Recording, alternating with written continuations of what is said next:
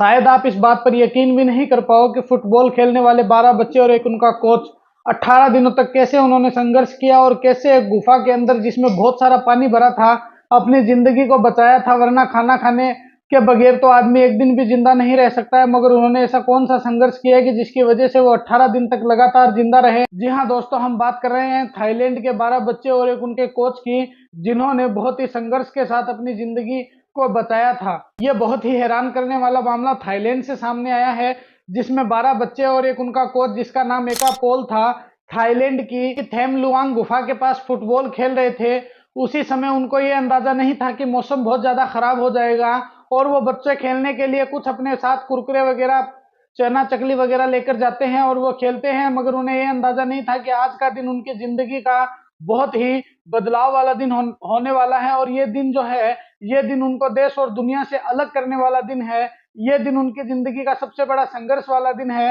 मगर वो बच्चे शायद इस बात को जानते होंगे कि आज उनके साथ जो होने वाला है, शायद भगवान ये घटना किसी के साथ भी ना करे। तो 12 बच्चे और एक उनका कोच एका पोल थाईलैंड में स्थित थेमलुआंग गुफा के पास फुटबॉल खेल रहे थे। तभी एक बच्चा अपनी इच्छा व्यक्त करता है कि सर, हमें यह गुफा देखनी है और हम इस गुफा में जाकर आएंगे। मगर उनको यह पता नहीं था कि यह गुफा 4-5 किलोमीटर लंबी है और बहुत ही ऊंच नीच वाली, उबड़ खाबड़ वाली गुफा है। मगर फिर भी कोच उनसे एग्री हो गया और कोच ने कह दिया कि चलो मैं तुम्हें लेकर चलता हूँ, ये गुफा दिखाता हूँ। और उसी में एक बच्चा था जिसका उसी दिन सेम डे जन्मदिन भी था। तो उन्होंने सोचा कि आज इस गुफा के अंदर ही, उस बच्चे ने अपनी इच्छा व्यक्त की कि सर, मुझे इस गुफा के अंदर ही मेरा जन्मदिन मनाना है। तो वो बच्चा दोस्तों इस कोच को गुफा के अंदर लेके चला गया। जैसे ही उनकी गुफा में एंट्री होती है, एंट्री होने के तुरंत बाद मौसम बहुत ज्यादा खराब हो जाता है और ये उनकी जिंदगी का वो काला दिन शुरू होता है जिसकी उन्होंने कभी लाइफ में कल्पना भी नहीं की थी। और इतने छोटे छोटे बच्चे आखिर कैसे जिंदा रहे इस गुफा में, तो चलिए जानते हैं इसी वीडियो में और बने रहना वीडियो के एंड तक। जब वो बच्चे इस गुफा में चले जाते हैं अपने कोच के साथ, तो बहुत ही तेज गति से बरसात होना शुरू हो जाती है। और जब वो इन बरसात को देखते हैं तो उन्होंने कहा कि सर, हम इस गुफा में बहुत ही सेफ्टी के साथ रह लेंगे, कुछ समय में बरसात खत्म हो जाएगी और वापस बाहर चले जाएंगे। तो उनके पास जो चना चकला वगैरह, जो चिप्स वगैरह रखी थी, वो भी वो लोग खा लेते हैं। अब उनके पास खाने का कोई सामान नहीं था। बरसात इतनी भयंकर तेज हो गई थी कि गुफा के अंदर पानी बढ़ता चला गया। और उनके कोच ने कहा कि चलो हम थोड़ी सी आगे सेफ्टी जगह देखते हैं, यहाँ तो बाढ़ आने वाली है, यहाँ पर बहुत पानी भरने वाला है। गुफा लगभग 3-4 किलोमीटर तक नीचे थी, इसीलिए कोच ने सोचा कि क्यों ना हम इस उबड़ खबड़ वाली जगह पर चले जाएं और यहाँ से हम अपने आप को सेफ कर लें। तो जैसे ही दोस्तों वो नीचे जाते हैं, उनको ये पता नहीं था कि चलते चलते वो 200 मीटर तक नीचे आ गए थे, लगभग 4 किलोमीटर नीचे चले गए थे।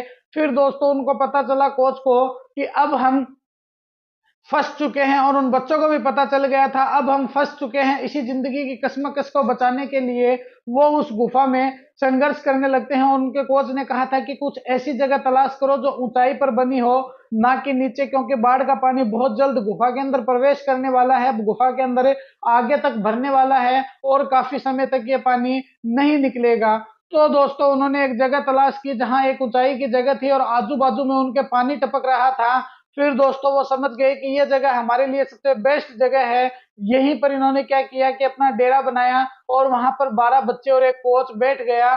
मगर दोस्तों फिर जैसे ही रात हुई तो खाने की तलब होने लगी, प्यास लगने लगी, भूख लगने लगी। अब क्या करें। और दोस्तों थाईलैंड के अंदर एक बहुत ही बड़ा ऑपरेशन होना शुरू हो गया था, क्योंकि जैसे ही घर वालों को पता चला कि थेमलुआंग गुफा के पास हमारे बच्चे फुटबॉल खेलने गए हैं, तो उन्होंने अपने बच्चों को सर्च करना शुरू कर दिया।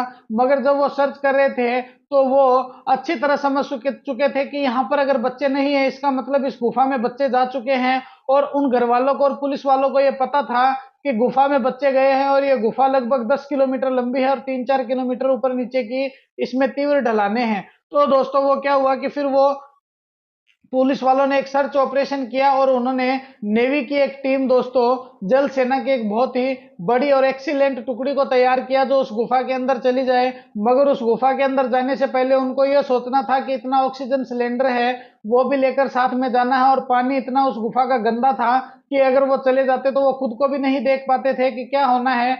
तो कुछ समय तक तो गुफा के अंदर पुलिस वाले निकल पड़े और उनको सर्च करने लगे, मगर फिर उन्होंने हिम्मत हारते हुए वापस बाहर आने का फैसला किया कि यहाँ पर कुछ नजर नहीं आ रहा है।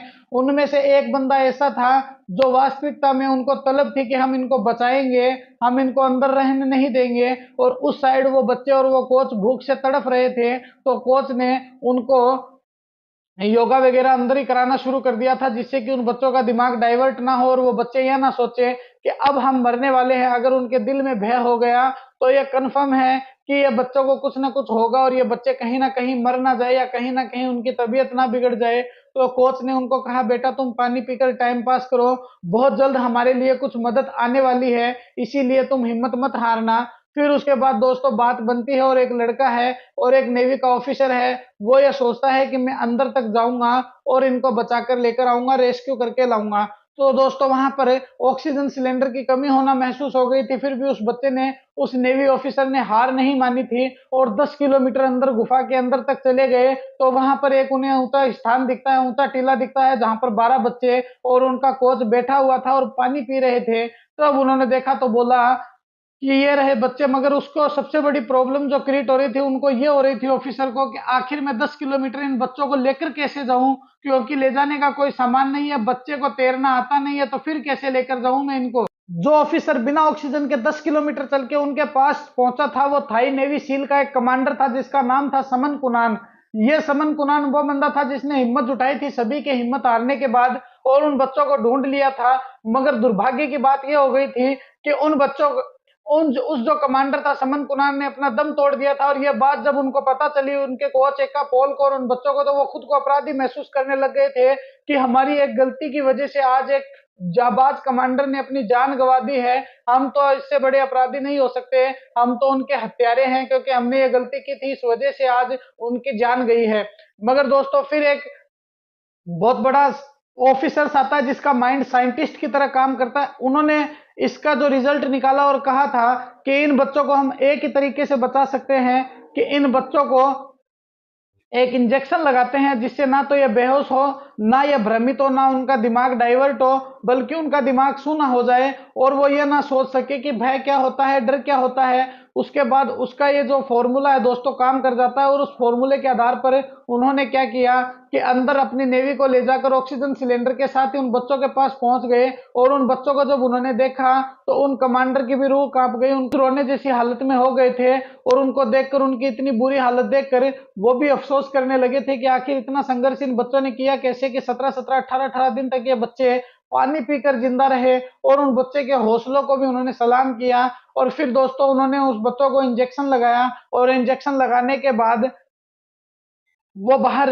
बच्चों को इंजेक्शन लगाने के बाद उनके मुंह पर ऑक्सीजन सिलेंडर लगा दिया जिससे इसकी सांस फूले नहीं, और वो बच्चे बाहर आते रहे। तो उन बच्चों को धीरे धीरे एक एक करके, उस कोच की टीम को एक एक करके बाहर निकाल लिया गया।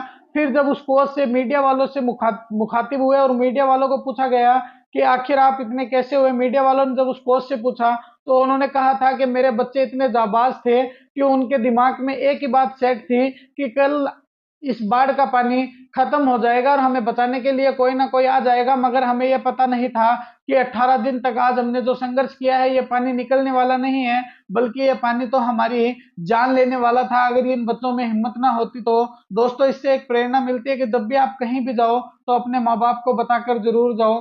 ये तो इनके माँ बाप को और उन पुलिस वाले ऑफिसर्स को ये हिंट मिल गया था कि ये थिलोंग गुफा के पास थे, जो फुटबॉल का मैदान है, और हमारे बच्चे फुटबॉल कोच के साथ खेल रहे हैं तो वहीं पर होंगे, इसीलिए उन बच्चों को बचा लिया गया। वरना अगर अगर घर वालों को थोड़ा सा भी हिंट नहीं मिलता, पता नहीं चलता, तो वो बच्चे अंदर ही तड़प तड़प कर मर जाते। तो इसीलिए कहीं भी जाओ तो अपने माँ बाप को जरूर कहकर जाओ कि हम यहाँ जाना चाहते हैं, जिससे कि कोई आपके साथ अप्रिय घटना भी हो जाए तो कम से कम माँ बाप, आपके माँ बाप को ये तो पता रहे कि हमारे बच्चे वहां गए थे।